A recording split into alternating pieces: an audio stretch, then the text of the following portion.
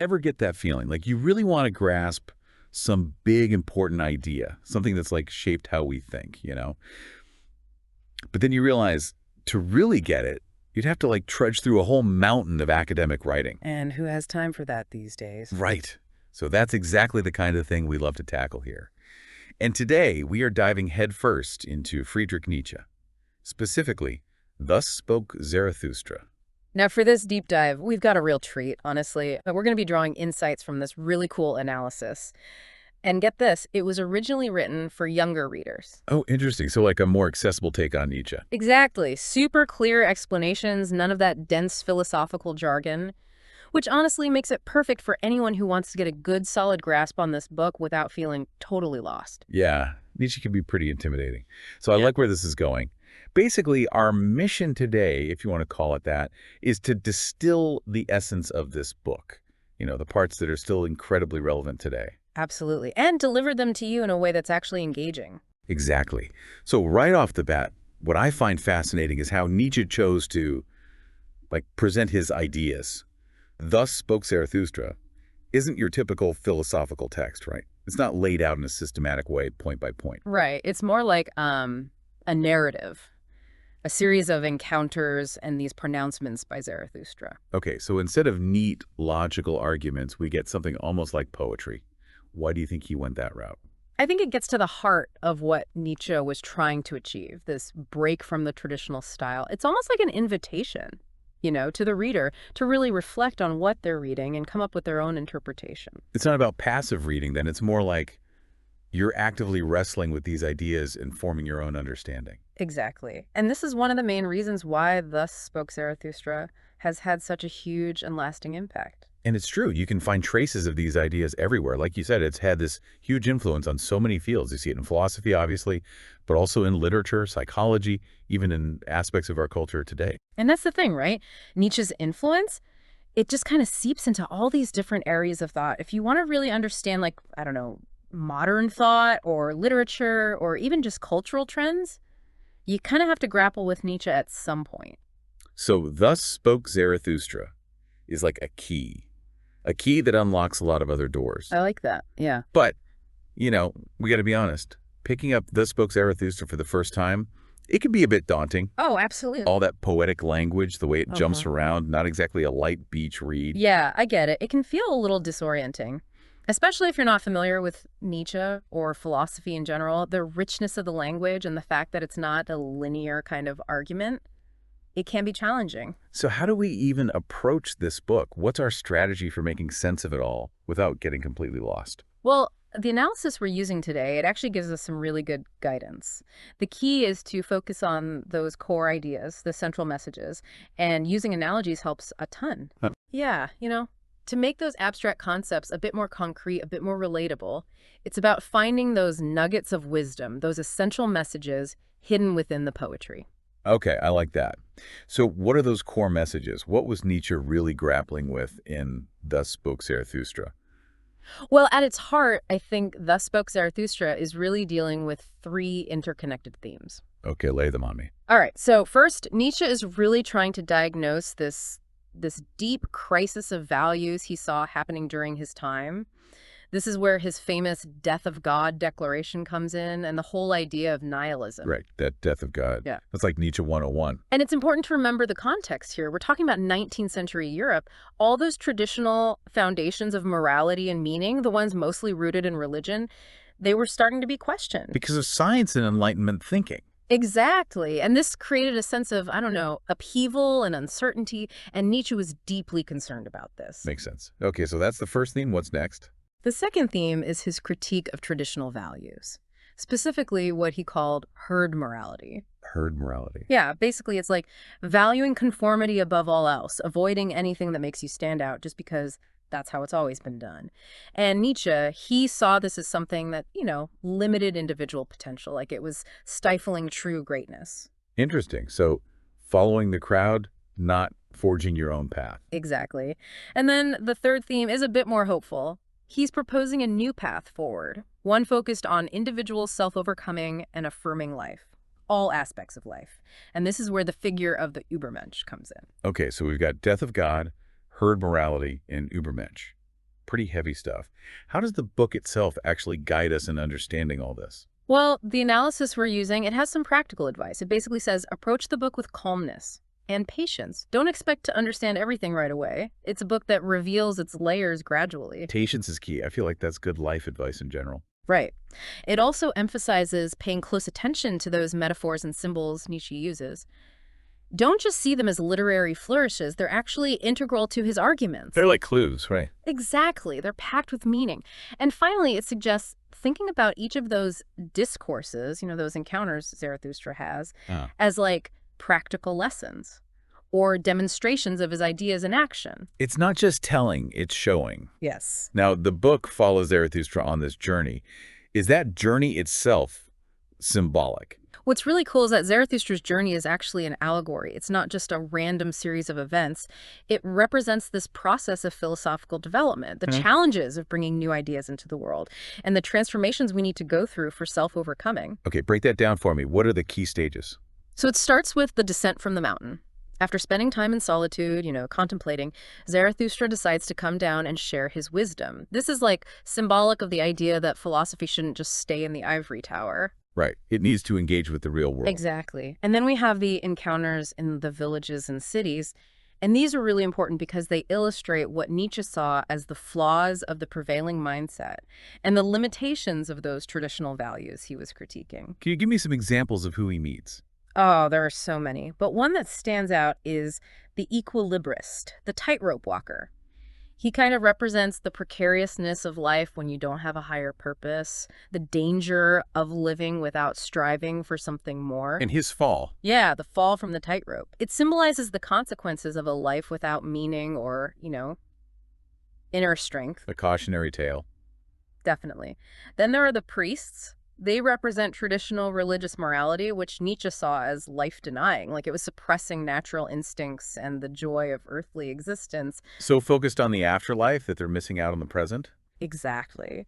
And then we have the sages. They symbolize this kind of empty intellectualism, people who have lots of knowledge, but it's all abstract. It doesn't actually lead to any real change in how they live. All head, no heart. Yeah, something like that. And then it's interesting because after these encounters, Zarathustra retreats back to the mountain. The return to the mountain. Right. Okay. And this emphasizes the importance of introspection, Yeah. like going inward to reflect on your experiences, develop your ideas. This is important for philosophical development, but it's also relevant for anyone who's engaging with new, challenging ideas. Yeah, I like that. It's a cycle. Going out into the world, retreating for reflection. Exactly. Okay, so Nietzsche uses some pretty powerful, sometimes strange concepts in this book. Can we unpack a few of the big ones using those analogies we talked about? Oh, for sure.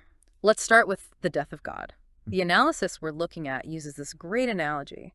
Imagine a temple. A grand temple supported by massive pillars, one of those pillars representing the belief in God as the foundation of morality. Well, it collapses. So the temple doesn't necessarily crumble entirely. Right, but it's definitely weakened. And humanity is left trying to figure out how to support its values, how to find meaning without that pillar. So it's not about God literally dying. It's more like the idea of God as this ultimate moral authority. That's what's fading. Exactly. Now, how about the Übermensch? That one gets thrown around a lot, often misunderstood. Yeah, people often think of it as some kind of like superhero. Right, but it's not that at all. The analogy used here is the gardener. Instead of a superhuman being, think of the Übermensch as someone who actively cultivates their own life, their own values, like a gardener tending to their garden. They're not just following someone else's instructions, they're creating their own way of being. Precisely. And there's an ethical dimension to it, too. There's responsibility in this act of creation. Okay, that makes more sense. What about the will to power? That one can sound a bit aggressive. It can be interpreted that way, yeah. But the analogy used here is really key. The sap of a tree. Think of it as this vital force that drives growth. Like a tree pushing its roots down, reaching for the light. It's about overcoming obstacles and flourishing, not just dominating others. So it's more about self-mastery, overcoming limitations, rather than just raw power over others. Yes. And then there's the eternal return. That one tends to really make people think. It's a mind bender, for sure. The analogy used here is a test. Imagine having to live your life, every detail of it, exactly as it is, over and over again, forever. Whoa, that's a lot to process. What's the point of this test? It's a way to force yourself to confront how you're living your life. If the idea fills you with dread, maybe you're not living authentically. The goal, according to this way of thinking, is to live in such a way that you'd actually want to relive every moment. So it's like a measuring stick for how much you're actually embracing your life. Exactly. Okay, let's talk more about the Übermensch. Our source makes it clear that it's not some kind of superhero. Yeah, that's really important. No capes or superpowers here. The Übermensch isn't a different species. It's a potential, something humans can strive for. They use this cool software analogy. Oh, yeah. I love that one. Think of humanity right now as like version 1.0 of a software program. The Übermensch would be like version 2.0. All those bugs, our moral and intellectual limitations, they've been fixed. And the performance has been optimized thanks to the will to power. Plus, new functionalities have been added. Life-affirming values. So it's like an upgrade. We're constantly improving, evolving. Exactly. What would someone who's on the path to becoming an Übermensch, what would they look like? Well, the analysis points to a few key characteristics. First, there's autonomy. They don't need external rules or dogmas to tell them how to live. They define their own principles. Self-governing. Yes. Then there's a deep affirmation of life, embracing all of it, the good and the bad, recognizing that every experience is a chance to learn and grow. It's like that software program, It keeps running, keeps learning, even when it encounters errors. Accepting the whole package. Right. And another key characteristic is the active creation of values. They're not just following the crowd, they're actively shaping new values that affirm life and promote human flourishing. Think of it like a software developer coming up with new, innovative features. They're contributing to the world in a meaningful way. Yeah. And finally, there's this constant striving for self-overcoming. They never get complacent, always trying to push their boundaries, become more fully realized, like software that keeps getting updates and improvements. Always evolving. That's it. Okay, let's go back to the eternal return as a mirror test. What does that actually mean for us, practically? The analysis makes a good point here. The eternal return isn't necessarily about a literal belief in a cyclical timeline. It's more of a thought experiment, a tool for self-reflection. Like that movie analogy, right? Watching your life on repeat. Exactly. Now imagine having to watch the movie of your life, every choice, every word, playing out again and again, forever. If that thought terrifies you, well, it might be a sign that you're not living in alignment with your true values. It's a way to see if you're truly living authentically. Right. Now, a lot of people might be wondering, is the Übermensch meant to be a model for us to follow? How do we even go about becoming one? That's a great question. The source explains that the Übermensch isn't some kind of blueprint or a superhero to copy. It's more like an ideal, a direction to move towards. A North Star. Yes. And becoming an Übermensch, it's an individual journey, a constant process of self-overcoming and transformation. So what are some of the things we can do to move in that direction? Well, first and foremost, you have to think for yourself. Question those received ideas, the things you've always been told. Form your own opinions. Think critically. Exactly. And then there's this idea of affirming life, embracing all of it, the good, the bad, the ugly, recognizing that every experience has value can lead to growth. Not shying away from the tough stuff. Right. And finally, there's this idea of creating your own values, defining what's truly important to you rather than just blindly following what everyone else is doing. So independent thought, embracing life, and defining your own values. That's it. Now, Thus Spoke Zarathustra is known for its use of parables and metaphors. Why do you think Nietzsche relied so heavily on these? Was he just trying to be obscure? That's a good question, and the analysis addresses it directly. Nietzsche used parables and metaphors because he believed that philosophy shouldn't be just cold, hard logic. It should speak to our imagination, our intuition. It should make us feel something. Exactly. Parables are like stories with deeper meanings. They make you think about things in new ways. And metaphors, they're comparisons that help us grasp complex ideas. Nietzsche's aim wasn't to confuse people, but to engage them on a deeper level. To reach them on a different plane. Yeah, that's a good way to put it. Now, our source uses this really interesting boat analogy to tie some of these ideas together. Can you walk us through that? Absolutely. So imagine humanity as a boat drifting at sea. No anchor, no rudder. Adrift. Exactly. And this symbolizes the state of humanity after the death of God. The anchor, that's religious faith, the foundation of meaning. And the rudder, that's a clear set of values to guide us. Without them, we're just tossed around by the waves, lost and hopeless, and that's nihilism. Okay, so the death of God is like losing that anchor. Can you unpack that not a bit more? Sure. Not one death of God. It's not about God literally dying, but about the decline of belief in God and the fading influence of religion as the basis for morality. And that leads to? Nihilism, that's the connection. It creates this void of values, this sense that nothing really matters. The source uses the image of the sun setting, leaving the world in darkness. God, the source of light and truth, is gone. Pretty bleak. So how do we get out of this mess? That's where the will to power comes in. Not 3. Right. And remember, it's not about dominating others. It's that inner drive for growth, for overcoming obstacles. The source compares it to the sap in a tree, always pushing upwards, seeking light. That life force. Yes. And the will to power is what allows us to create new values, to overcome nihilism. It's like that sap. It gives us the strength to grow despite the challenges. So we create meaning from within. And then there's the Übermensch, not 4. The Übermensch is the one who's overcome nihilism. They've created their own values based on a strong affirmation of life, and they're living fully, autonomously, and again, not some kind of superhuman being. So human who's reached their full potential. Exactly. And the analogy used here is the gardener, but with a twist. So the old rules of gardening, they're gone, right? That's like the traditional morality fading away. Okay. The Übermensch is like this gardener who, instead of getting lost, they start creating their own garden, their own set of principles for beauty and growth. I like that. And then finally, there's the eternal return, not 5. The big test. Right. And this is a way to check if you're truly living in a way that affirms life. Imagine living every moment again and again, forever. Would you embrace it or dread it? It's a deep question. It is. And if you're living in accordance with those Übermensch values, the thought shouldn't terrify you. In fact, you should welcome it. Okay, so our source uses this really neat analogy to describe the whole journey of Thus Spoke Zarathustra. Can you take us through it? Yeah. They frame it as this voyage of discovery. So first we have preparing the voyage. This is all about understanding where we're starting from. Before Zarathustra comes down the mountain, humanity was guided by this old map, which represents religion, the belief in God. The traditional way of seeing things. Right. But then comes the earthquake. And this is the death of God.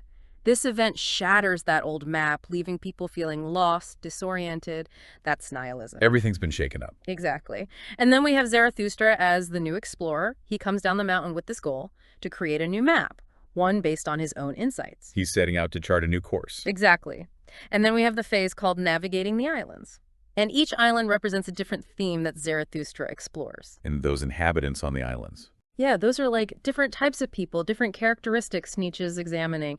There are the preachers of death, obsessed with suffering and the afterlife, the sages who have knowledge but no real wisdom, the tarantula, which symbolizes resentment. Okay, some negative characters. Right, but then we also have the lion, who represents courage and freedom, Yeah. and the child, who symbolizes new beginnings and creativity. A mix of good and bad. Exactly. And each encounter reveals more of Nietzsche's core ideas, but he also faces resistance, showing how hard it is to change established ways of thinking. Yeah, that makes sense. And then we move on to unveiling the treasures. Yeah.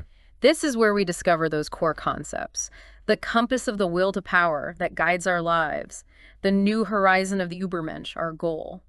The test of the depths of the eternal return, which helps us evaluate our lives. And abandoning old maps, letting go of outdated morality. The essentials for navigating this new world. Exactly. And then we have the final phase, returning home with new knowledge. And the idea here is that this whole journey is not just external, it's internal too. It's about questioning your own values. It's a personal transformation. Right. And ultimately, the goal isn't to just copy Zarathustra's map. It's to use his teachings to create your own unique way of navigating life. That's beautiful. So there you have it. We've explored the death of God, the will to power, the Übermensch, and the eternal return. We've followed Zarathustra on his journey and used those analogies to really understand these complex ideas. And hopefully all of you listening now have a much clearer grasp of Nietzsche's thinking without having to wade through all those dense philosophical texts. That was our goal, to make this stuff accessible and engaging. Mission accomplished. And as you continue on your own journey, I think it's worth asking yourself this. What are the pillars of your own belief system that might be crumbling in the face of today's challenges? That's a good one. And how can you cultivate your own garden of values, drawing on your own inner strength and that will to power? And maybe Even more importantly, think about that idea of the eternal return. Are you living your life in a way you'd want to repeat moment after moment forever? Big questions. They are, but they're worth pondering. Definitely. And to all our listeners, we encourage you to keep exploring Nietzsche's work. There's so much more to discover. This deep dive was just the beginning. Insightful knowledge, delivered efficiently. Yeah. Until next time. Bye for now. Guys, see you in another podcast. Don't forget to subscribe to our channel.